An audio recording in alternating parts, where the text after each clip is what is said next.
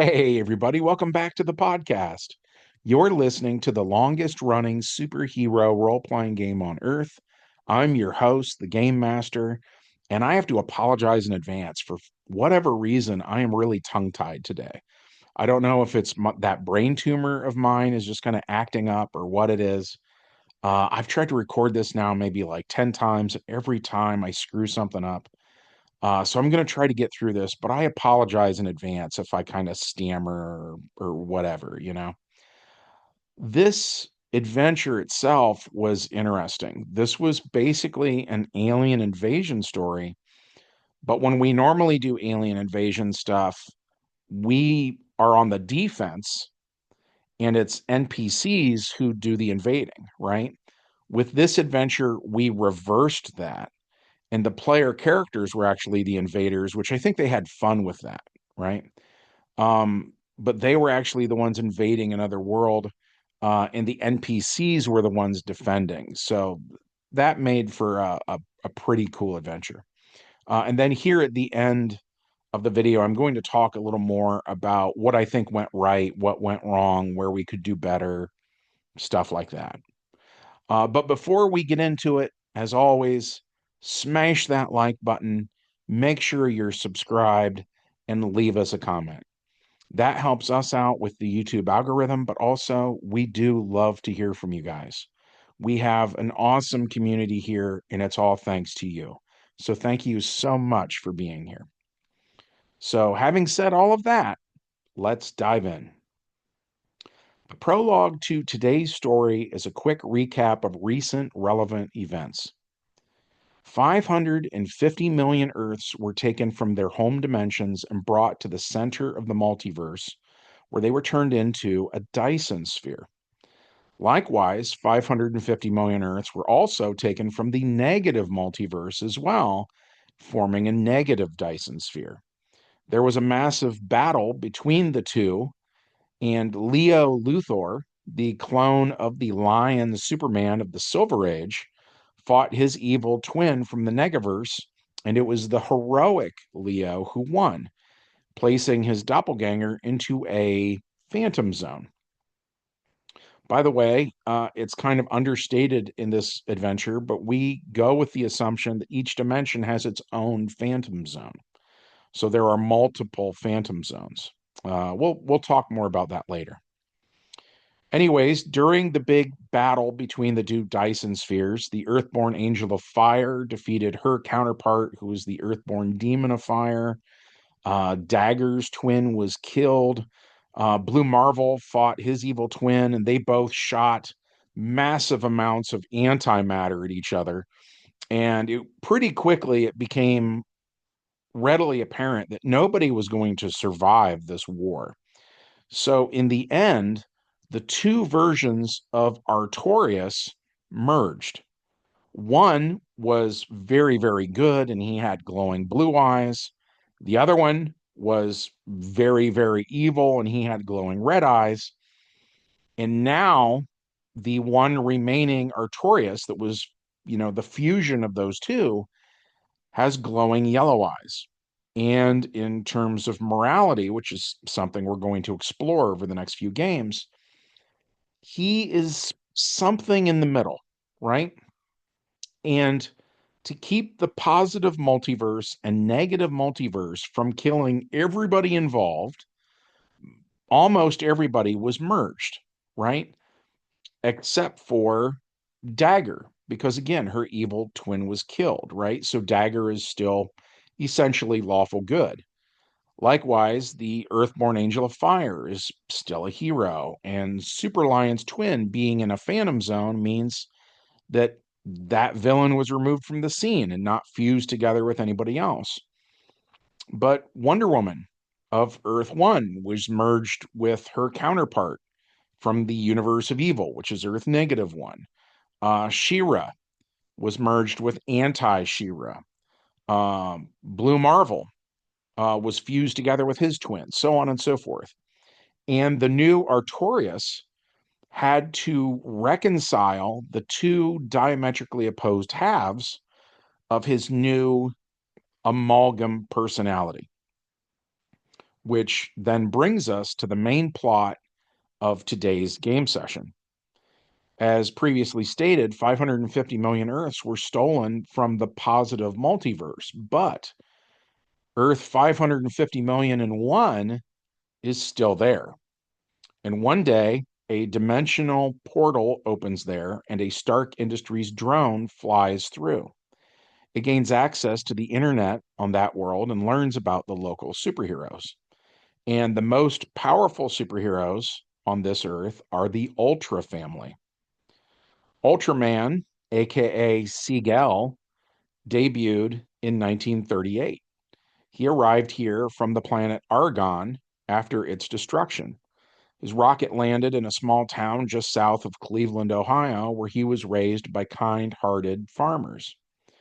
His wife, Ultra Woman, was also rocketed to Earth from the planet Argon in the early 20th century, but her rocket landed on a tropical island.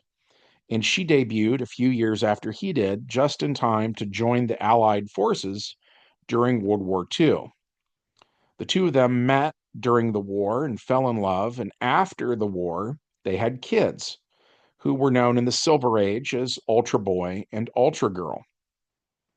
In the 1980s, there was a great cataclysm, and the original Ultraman died. Ultra Boy 1 took up the mantle of Ultraman 2, and his broken-hearted mother, the widow Ultra Woman, slowly became more violent. She started using a sword and even snapping the neck of one of her enemies now. Also, soon after that, a new Ultra Girl showed up from an alternate dimension, and she was a synthetic being created by the villain known as Max Masters. Max had intended for her to be the ultimate being, and for a time, she served him and even dated him. But around the time in the mid 90s that the Silver Age version of the Crimson Guardsman went insane and wiped out all of his fellow guardsmen, Ultra Girl turned on Max and she became the new Ultra Woman. Soon after they had defeated the insane Crimson Guardsman, and his ring was passed on to a new guy, of course, in the 90s, uh, Ultra Girl married Ultraman. She became the new Ultra Woman, and in the early 2000s, they had kids of their own, who now are the current Ultra Boy and Ultra Girl. The point of all this is that Morgan Stark's drone transmits all of this information back to the Dyson sphere. So the second part of Morgan's plan is that she goes to the Cleveland, Ohio of Earth 550 million and one to the Ultraman Museum, where a piece of purple argonite is on display on a small high-tech column. Morgan Stark subs an Omni gadget for interface and tries to hack the security system. She rolls the dice, and the result isn't bad, but it's not great either. So while she prevents the display from locking itself down when she steals the argonite, she fails to deactivate the alarm, so klaxons go off.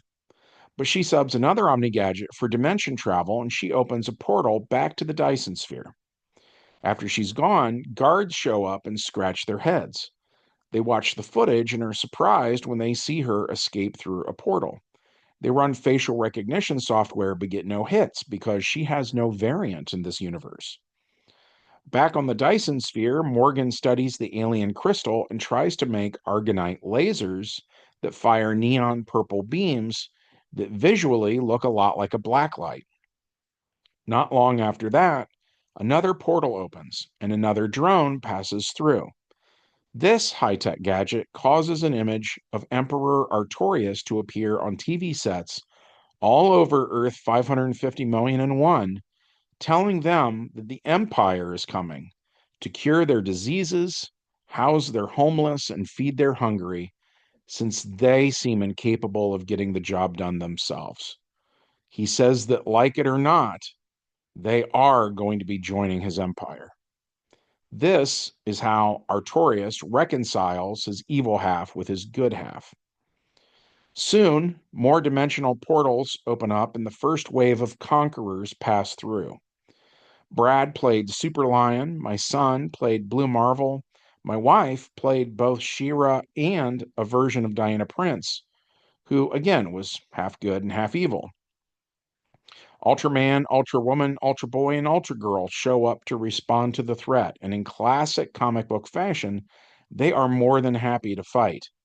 Sort of like the comic book cliche of heroes fighting heroes over silly reasons when they could have just talked it out and avoided it. But the writer always wants that hero versus hero fight. And as a result, the superheroes seem overly willing to battle each other without really trying to talk things out. So we leaned into that pretty heavily here. We rolled initiative, and it was Brad who got to go first. So Super Lion pushes the attack, does extra damage, and takes Ultraman almost down to zero in one hit. But Ultraman is still awake. Then Blue Marvel hits Ultraman with a blast of antimatter, intentionally knocking him into space. Blue Marvel, by the way, would flip a coin every round to decide between good and evil. So the result he gets on his first turn is to be evil. So he declares killing combat with this antimatter attack. Also, it does quite a bit of collateral damage. The attack takes Ultraman into the negatives, at which point his invulnerability kicks in. And the way that power works is then it gives him a bunch of hit points back. So now he's back in the positives again, and he's sort of got his second wind. So Ultraman grapples Blue Marvel and drags him into space. The idea here is that Ultraman doesn't want any more collateral damage, right? He doesn't want to put innocent bystanders in harm's way. Ultra Boy then attacks Super Lion but misses because Super Lion literally has cat-like reflexes.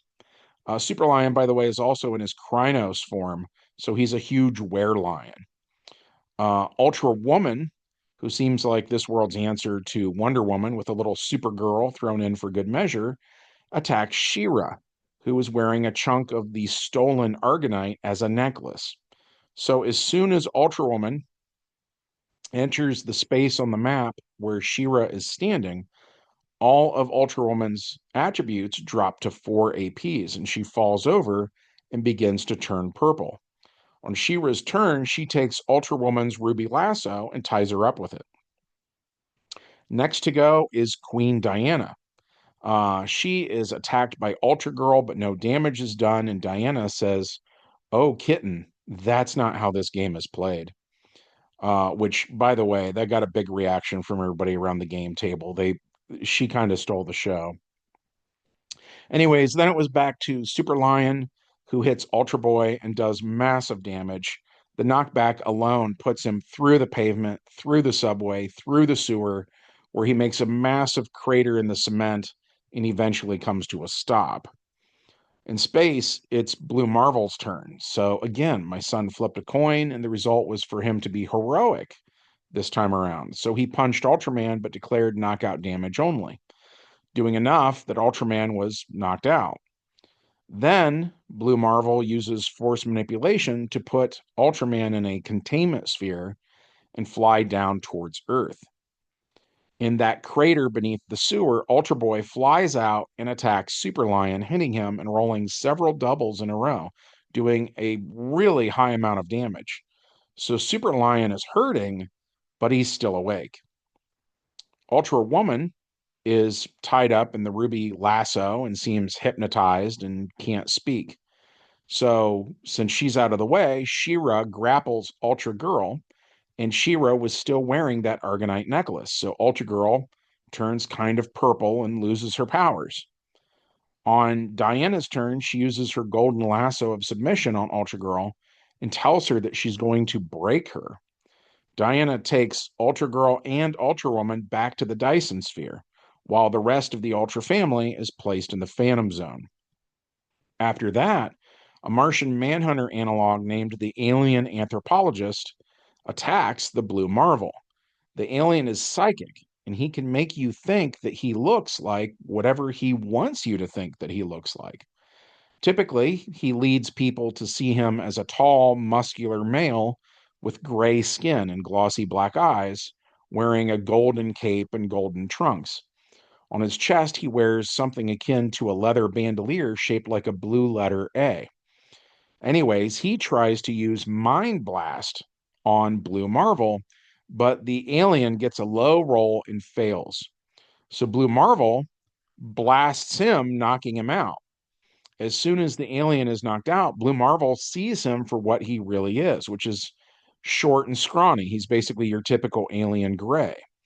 The alien doesn't even actually have super strength. He was just using telekinesis to make it look like he could lift heavy things and fly and all that stuff. So Blue Marvel lands on a beach holding the body of the alien. And no sooner than he lands, he is attacked by Aquarius, who's a hero from Atlantis. And in this dimension, he can't breathe air at all. So he wears a suit of power armor, sort of akin to what Lex Luthor sometimes wears, but with like an egg shaped helmet full of water. Blue Marvel hits Aquarius, doing some damage. Aquarius then hits back, rolling double tens. So he stabs Blue Marvel with his trident, and Blue Marvel loses his cool, wrestles him for the trident, takes it, and then runs him through with it. And from here on out, Blue Marvel's rage gets the better of him, and he stops flipping a coin to decide whether or not he feels like being merciful. The current Crimson Guardsman, Raymond Kyler, then flies up and subs his force manipulation for an energy blast, which he uses to shoot Blue Marvel, but it does no damage. Blue Marvel shoots back, hitting him, just utterly eradicating the guy. He then takes the red ring off of Raymond Kyler's body and notices that it fires blue energy. As Blue Marvel studies the current Crimson Guardsman's power ring, he's surprised attacked by Mercury, who subs his super speed for strength rather than dexterity. And he tries to hit Blue Marvel, but he misses. Blue Marvel then stabs Mercury with that trident, killing him. And then he takes Mercury's staff, which is a high tech looking version of the classic caduceus. But what is normally like sculptures of snakes that wind up around it now looks more like metal alien DNA helix patterns. And they end in what sort of looks like this Jack Kirby esque cosmic tuning fork. So Blue Marvel takes the caduceus too, and then he places the bodies of the dead members of the Guardians team into a Phantom Zone.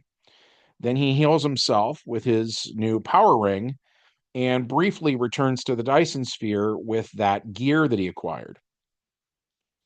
Meanwhile, in Atlantic City, a Dark Knight analog known as the Wraith watches all of this from his underground expansive headquarters. He sees his teammates taken out one by one almost effortlessly, so he does not go charging in. Instead, he contacts this Earth's other heroes and they begin to form a plan on how to deal with the invaders. So he calls a patriot known as Rocket Red Glare, who's a super soldier from World War II who's armed with the rocket pack of a fallen ally. Rocket Red Glare has his own team assemble, and together they prepare to avenge the dead heroes and try to rescue Ultra Girl and Ultra Woman from the Dyson Sphere. Soon after, we see Iron Woman in Times Square, and she uses various gadgets to take control of the Jumbotron there. And once again, she plays the Emperor's message, saying that they are here to help, whether the locals like it or not. As she does so, Rocket Red Glare's team launches a surprise attack. A bulky metal green hero known simply as Armor tackles Iron Woman, and the two of them smash into a nearby unoccupied taxicab. As Armor tries to pin her down, he has a teammate named Particle Man who searches her helmet for an ear hole through which he can enter. So Iron Woman electrifies her armor. It does no damage to Armor, who is pinning her down, but it does knock out Particle Man, who falls off of the helmet and lands on the ground. And by the way, Even when he's knocked out, he stays the same size that he was before. So he is very much in danger now of just being stepped on. Meanwhile, another hero present is named Pixie, and she more or less looks like Tinkerbell. Blue Marvel still has the Crimson Guardsman's power ring, so he puts a bubble around Pixie and he gives it time control, which he uses to make time pass faster in the bubble than outside of the bubble. So she runs out of air in a single turn and then passes out. And then, since he caused collateral damage earlier with his antimatter, his plan is to give her to the Emperor sort of like a bribe in the hopes that he will be in less trouble. Finn McCool has a spear named Burja, which he then throws at Blue Marvel. But Blue Marvel dodges the mystical spear, grabs it by the tail end of it, and then throws it right back at Finn McCool. And he rolls a crazy high number on the dice. So poor Finn McCool is skewed by his own spear. Iron Woman gets to her feet, and Rocket Red Glare attacks her with an Atom Punk ray gun that he picked up in the Silver Age. She returns fire, but he blocks her incoming attack with his invulnerable shield. Then Mr. Hyde charges and knocks Iron Woman through the glass front of a nearby financial building. Stock market types scream and run, and Iron Woman yells at the heroes of this earth that their sloppy heroics are going to kill innocent bystanders. So Iron Woman uses her suit's jets to fly at Hyde, grabbing him and then fly him into space. Hyde punches her several times, but between her skin armor, her force field, her kinetic energy absorption, none of his attacks actually get through. Once Hyde runs out of air, he then reverts to his alter ego, who is an elderly man named Jack Keller. Keller was a Vietnam era military scientist who was working on creating super soldiers for the government in the 1960s. Iron Woman feels bad for the old man and flies him back down to Earth. Blue Marvel saw her take Hyde into space, so he decides to do the same thing with the hero known as Armor. Blue Marvel uses X ray vision on his opponent and learns that the name Armor is actually designed to throw people off because the truth is that the hero known as Armor is actually just a robot. So Blue Marvel flies him through the Van Allen belt, hoping that it will fry him. But Armor, as it turns out, is immune to radiation. So instead, Blue Marvel takes him to the moon, where he uses super speed to take Armor apart piece by piece and leave his various components on the lunar surface. Blue Marvel then returns to Earth, where Rocket Red Glare shoots at him and misses. So Blue Marvel takes his shield and beats him with it. Iron Woman lands with Dr. Keller, and no sooner than she does, another team of heroes arrives, and their name is the Elementals. Blue Marvel sees them and puts a bubble around Fire, extinguishing his flames before the youthful hothead can do any damage. There's a woman on the team named Air.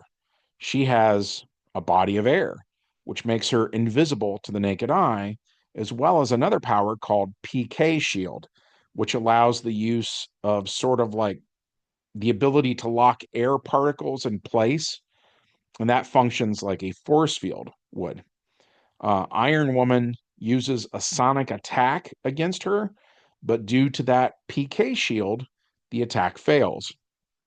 Iron Woman then trades in her remaining two automatic actions for one more dice action, and she uses a freeze ray on the hero known as Water, freezing him solid before he has the chance to morph into various shapes or use his super intelligence against the invaders. On her turn, Air tries to get to Water, and she wants to use warm air to thaw out her husband. And the hero known as Rocky tries to hit Blue Marvel, but he misses. Then Blue Marvel hits back, and Rocky is knocked out in one punch. Iron Woman turns on her cloaking device, then flies between air and water, and Iron Woman uses the flash power. Air still has sight while invisible, so she screams and she goes solid for a second, since her body of air requires concentration.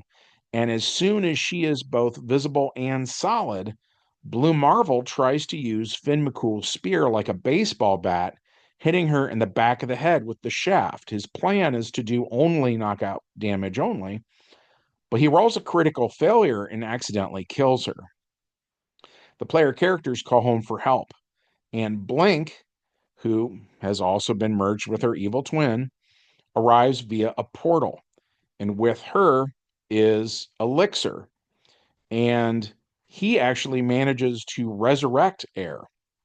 And Blue Marvel says that he would like Elixir to resurrect everybody else that Blue Marvel has killed on this mission.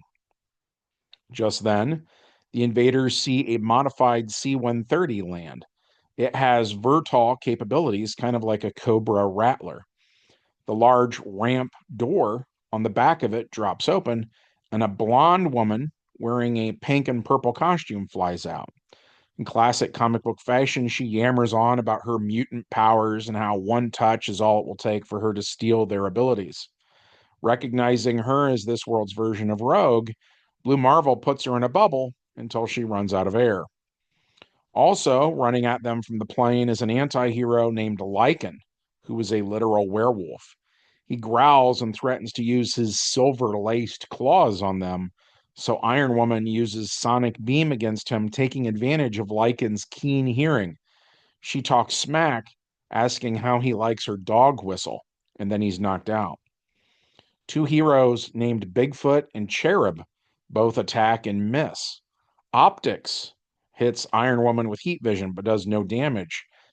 Girl attacks their minds but rolls only a 2 and a 1, which is lucky for the player characters because if not for that low roll, the game might have actually ended right there. Next, an anthropomorphic Black Panther named Stealth teleports onto the back of Blue Marvel and tries to claw at his eyes, but he does no damage. Thermal attacks Iron Woman with both fire and ice, but does no damage.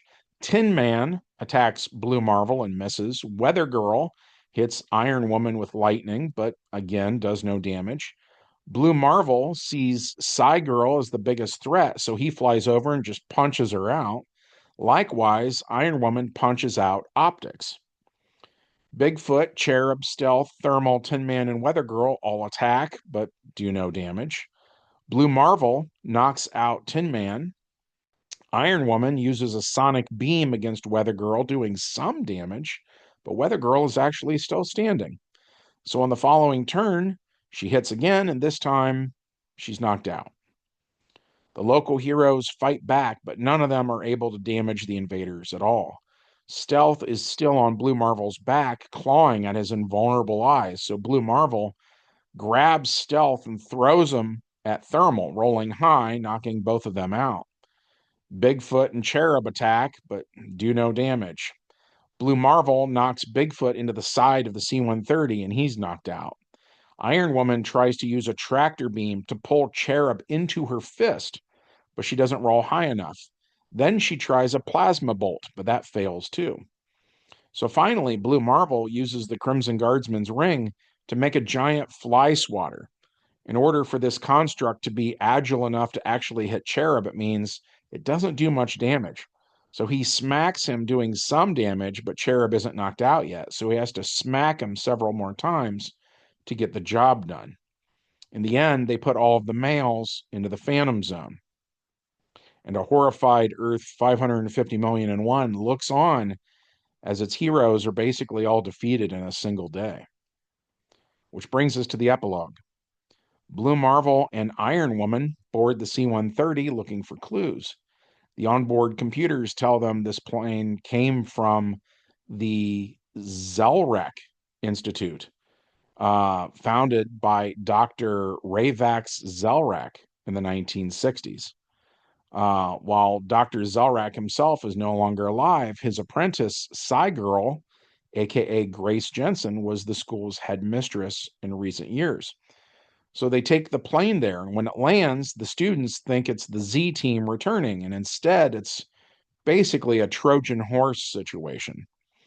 And that's the note that we decided to end on. Because as you probably noticed, This game took a really long time to play. And while my players had a good time doing this and kind of blowing off steam, they have a limit in terms of how many straight hours they can play before they start to feel overwhelmed. Also, since we're exploring concepts of good and evil and doing things with alignment that one doesn't normally encounter in DC Heroes, some of my players seemed a little bit confused by this adventure. They understood that they were no longer heroes, but I think that at times they swung too hard towards acting like villains rather than finding a balance between the two extremes. But I also hit them with a ton of stuff on game day. So during the next week between game sessions, that will give everyone time to soak this in and get a better handle on the new situation. And of course, a handful of the characters did not merge with an evil twin, so they are working behind the scenes trying to feel out or trying to figure out, excuse me, how to deal with this whole mess. My son commented that to him, this adventure felt like an old episode of Star Trek, the original series, where Captain Kirk got split into two separate beings during a transporter accident. The show examines the different sides of a person and suggests the ideal thing is for the good and bad halves to merge. But what I ran was kind of like the opposite of that, where they started as two separate characters and then merged. And this merging, in our case, certainly seems to be undesirable. I would personally argue that you don't want to be both good and bad. The bad part is going to keep being a problem if things keep going like this. So, at the very least, the players got that what I was trying to do was more than just run mindless hack and slash. So, that was good. And after we were done playing, all my players unanimously commented how much they liked this game. So, that's also good. Hopefully, you guys enjoyed hearing what we were up to in this game session. If so, and if you'd like to help the channel grow, we would love it if you were to smash like, make sure you're still subscribed because YouTube loves to unsubscribe you and not tell you. I actually had 3 people this week tell me that they got unsubscribed and didn't know it. And then last but not least, leave us a comment. And from all of us here at the longest running superhero role playing game on earth, we hope you have a good one, and we'll see you in the next adventure. Bye.